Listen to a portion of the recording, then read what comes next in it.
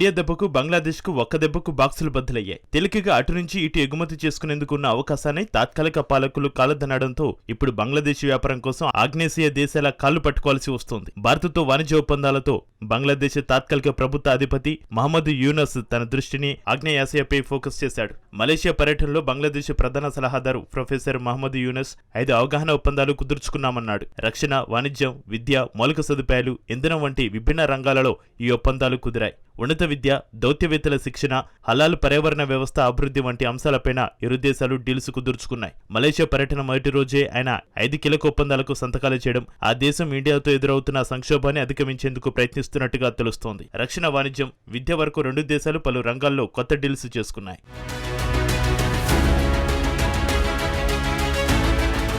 భారత సంబంధాలు క్షీణించడంతో యూనస్ మలేషియాతో 5 కీలక ఒప్పందాలు చేసుకున్నారు. ఒప్పందాలపై మలేషియా రాజధాని పుత్రజయలో యూనస్, మలేషియా ప్రధానమంత్రి అన్వర్ ఇబ్రహీం సమక్షంలో జరిగాయి. భారతదేశంలో సంబంధాలు క్షీణిస్తున్న ఈ సమయంలో యూనస్ ఇతర ఆగ్నేయాసియా దేశాలతో వాణిజ్య సహకారం పెంపుపై దృష్టి సారించారు. భారతదేశం బంగ్లాదేశ్ నుంచి కొన్ని జనపనార ఉత్పత్తులు, తాలక్ దిగుమతులను నిషేధించింది. ఇంతకుముందు మే 15న రెడీమేడ్ దుస్తులు, ప్రాసెస్ చేసిన ఆహార పదార్థాలపై ఓడరేవులపై ఆంక్షలు విధించింది. ఏప్రిల్ 9న బంగ్లాదేశ్కు ఇచ్చిన ట్రాన్స్షిప్మెంట్ సౌకర్యాన్ని కూడా భారతదేశం ఉపసంహరించుకుంది. ఇందుకు ప్రధాన కారణం యూనస్ చైనాలో చేసిన వివాదాస్పద వ్యాఖ్యలే. భారత ఈశాన్య ప్రాంతంపై వచ్చిన సంకేతాలపై ఇండియా ఆగ్రహం వ్యక్తం చేస్తుంది. భారత వాణిజ్య అధికారులు డంపింగ్ పట్ల ఆందోళన వ్యక్తం చేస్తున్నారు. గతంలో కూడా బంగ్లాదేశ్ జనపనార ఉత్పత్తులపై యాంటీ డంపింగ్ సుంకాలను కేంద్రం విధించింది. పెద్ద మొత్తంలో దిగుమతుల వల్ల దేశీయ జనపనార ధరలు పడిపోతున్నాయని భారత పరిశ్రమ వర్గాలు ఆవేదన వ్యక్తం చేస్తున్నాయి. బంగ్లాదేశ్ ఎగుమతి ప్రమోషన్ బ్యూరో గణాంకాల ప్రకారం 2023-24 ఆర్థిక సంవత్సరంలో భారతదేశానికి 1.57 బిలియన్లు,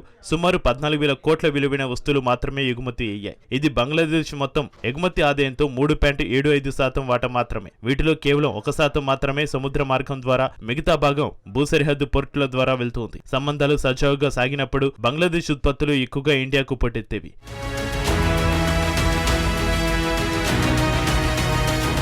విభేదాలతో ఇప్పుడు బంగ్లాదేశ్ వాణిజ్యం గణనీయంగా దెబ్బతింది. దీంతో బంగ్లాదేశ్ వ్యాపార వర్గాలు ఇప్పటికే తాత్కాలిక ప్రభుత్వాన్ని, భారత అధికారులతో చర్చలు జరిపి నష్టాలను తగ్గించేందుకు ప్రయత్నించమని కోరుతున్నాయి. అయితే ఇండియాతో సఖ్యత సాధ్యం కాదన్న భావనలో ఉన్న యూనస్ పొరుగు దేశాలపై ఫోకస్ పెట్టాడు. అదే సమయంలో తాత్కాలిక ప్రభుత్వం కీలక నిర్ణయాలను రాజకీయ పార్టీలు ప్రశ్నిస్తున్నాయి. దేశంగా విమర్శలు ఎదుర్కొంటున్నాడు. మలేషియాతో కుదిరిన ఒప్పందాలు ఆగ్నేయాసియాలోని ఇతర దేశాలతో వాణిజ్య బంధాలను విస్తరించే ప్రయత్నంగా భావించబడుతున్నాయి. భారత బంగ్లాదేశ్ సంబంధాలు దెబ్బతిన్న నేపథ్యంలో మలేషియా 5 ఒప్పందాలు రెండు దేశాలకే కాకుండా ప్రాంతీయ భూభౌగోళిక సమీకరణాలపై కూడా ప్రభావం చూపే అవకాశం ఉంది.